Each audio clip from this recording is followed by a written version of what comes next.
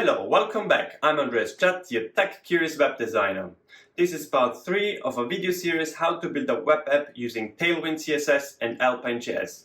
In part 1, we built the header with a simple navigation. In part 2, we coded the hero section with a title using a custom font and a button. And in this video, we'll focus on the body section of the page with a post element containing an image, a title, body text, and categories. Okay, let's get to work. For the page body, let's create a content section. Let's include it just below the hero section here. The content section will include a main element. This is where the posts will live. And an aside element. This is the sidebar section. We include some classes. First class is the grid class. Grid is the preferred layout model when it comes to position elements on a page. It offers the most flexibility.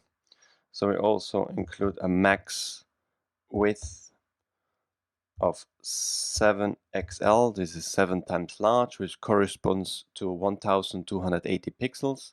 We include some margin left and right. So MX auto is basically the content is centered in the middle, and margin top of 6.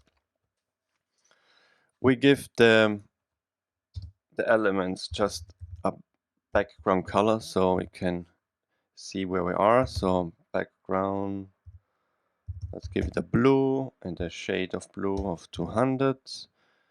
The sidebar as well. We give it a background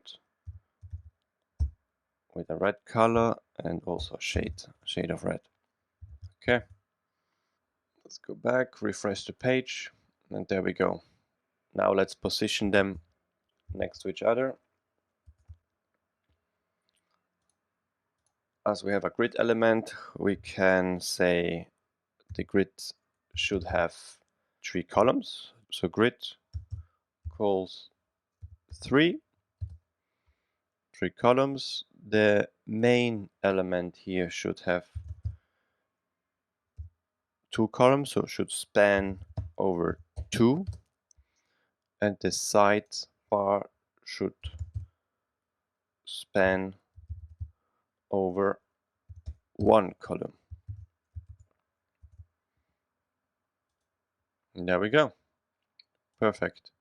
Okay, let's include some margins left and right here between the main area and the sidebar.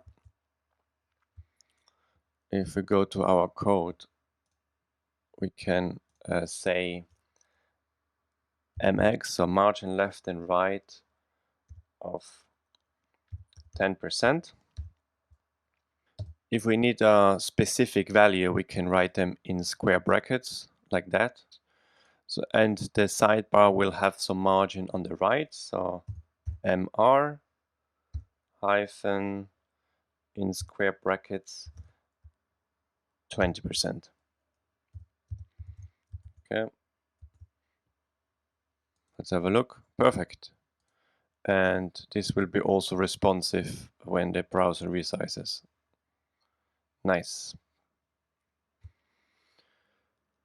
So let's look into the main element now. So the main element will have a bunch of posts, like we create an article element for that. The article element will have a post. Let's style it. We give it a class of card. We will add a bunch of properties to this card in the style sheet in a second, and we also give it a height for now of 36. So let's go to our style sheet. Okay, I included here the card already. So these are the properties for the card. It includes, for example, a border radius and a box shadow. Let's go back to the browser, have a look. There we go. Now we can get rid of the blue background.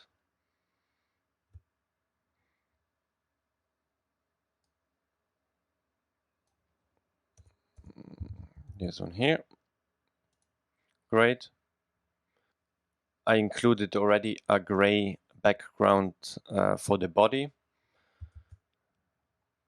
That will be here. So the card is better visible on the background. Great. Next up, we style the header of the card with the title and the author of the image. So let's go to our article element here and include this header, the little Jedi in a h3 element, and the rest in a div with a link out to John Doe's website. Let's style this element, give it some classes. The first one will be a flex, then items center,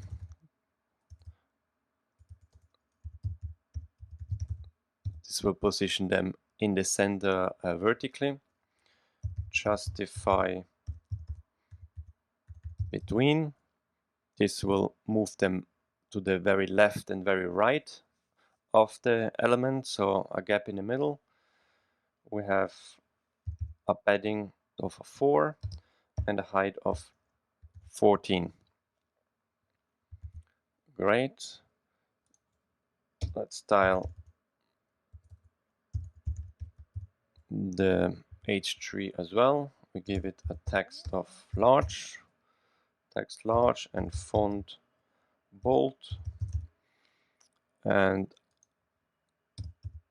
our other element, we have text small and text color of gray. Gray, we have a shade as well. Nice. And because this is a link, we give it a class of hover state underline.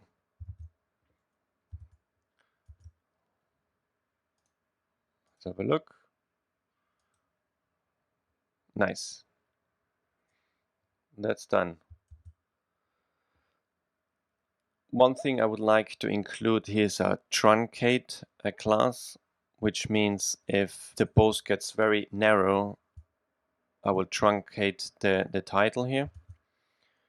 So to do that, we go in the h3 element here and say the width should only go to 50%.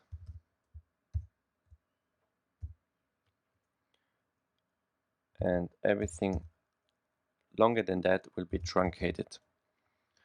Truncate. So let's say this only goes to the middle. There we go. It goes to the middle of the element and then it truncates. And it will obviously go smaller if the element is smaller. Exactly. That's what I want. So let's get rid of this one. This works now with truncate as well. Perfect. Let's go to the next element, which is the image. We use figure element. A figure tells the browser this is an image. I include an image from Flickr. Let's add a class here. We would like to tell it to go full width. So with full. Okay. Check it out. There we go. The height is a bit messed up here. Let's fix that. We have the correct height here, but our whole element still age 36 in there, so we delete this one. And there we go. Now the full element is here. Okay, let's carry on. The next element we have here is the author of the post. So we have a little avatar here, a little icon here, and the name of the author. So let's add this element after the figure element. So we have a link here, we have the image here. Again, I'm using an icon from Icons 8 library, and the name of the author in a span element. Let's style it. We give the div container a padding of 4 and also a padding at the bottom of 2. The link element, we give it a flags class, items center, gap of 1 in between the icon and the name, and a margin bottom of 4. The image itself, what we have a width of 8, a height of 8, so it's square right now. We make it rounded, full. So it's a rounded icon. The name will have a font bold class and also a hover state of underline because it's a link. All right, let's check it out. There we go. So next up is the content of the post in our special lobster font. Let's include a paragraph here after the A element. Let's give it some styling. So class text FXL, so 5 times large, and margin bottom of 10, and padding left and right, so px-4.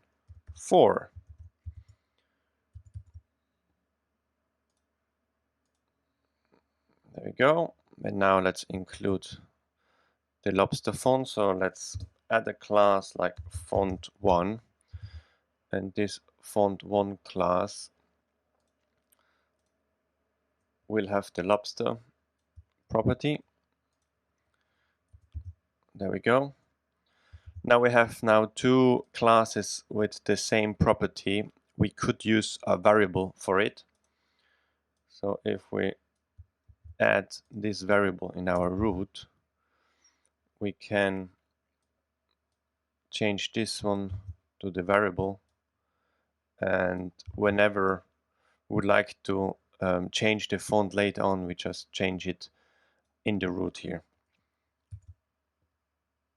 There we go. And we have the special font. Next up, we have categories here with a hover state. Let's include that now. So under the body here, we add this element with 2 link items.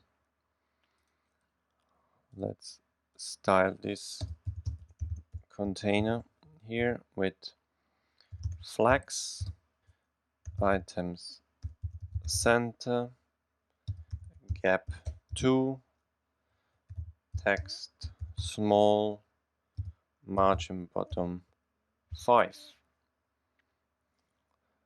The A will have also some styling. What we have here, background of gray.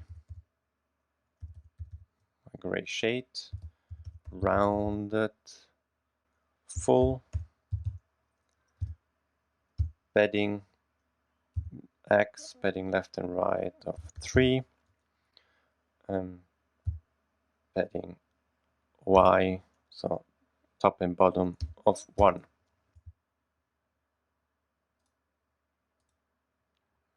Okay. We are not in the body, so we have to move this element just underneath the paragraph here. So it should be included in here. Let's add the hover states. So hover will have a background color of gray with a shade of 500, and hover will have the text will be white.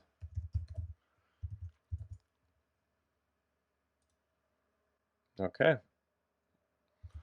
Now let's apply all those classes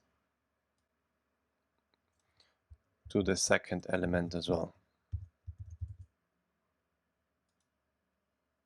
All right.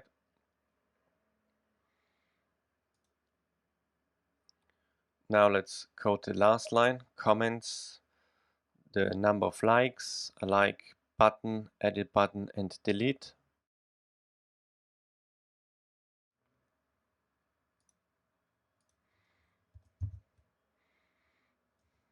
So this is the structure here. Let's first style the container here. What classes? We give it again flex class, items center, justify between, text small, padding left and right of 2.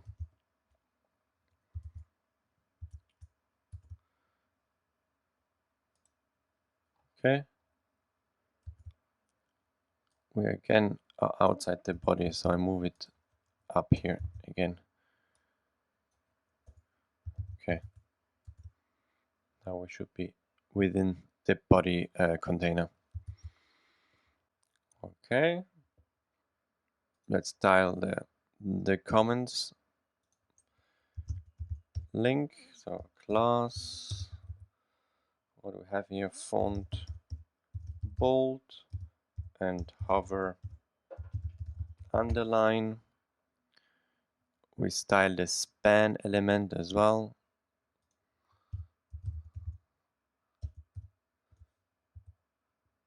We have here font light, text gray, 500 shade, and margin left of 2. So we have a bit of a gap between the comment and the number. There we go. Done. Next up, we have the links on the right. So we add a class here again of flags, items center, gap 4, and all the links underneath will have the same styling. So I will include it here. So with square bracket, add, that means the current element. We go one level deeper to all the A's here, and we apply it on the hover state. We make them underline. Oh, underline. There we go. This element has an icon and a number here, so we need a flex class here too. Flex items center, gap 1. Okay. Then we have the image. The image as a class width of 5. And again, we move the icon 1 pixel up. We'll check it out. There we go. And our post is done. So next up will be the sidebar.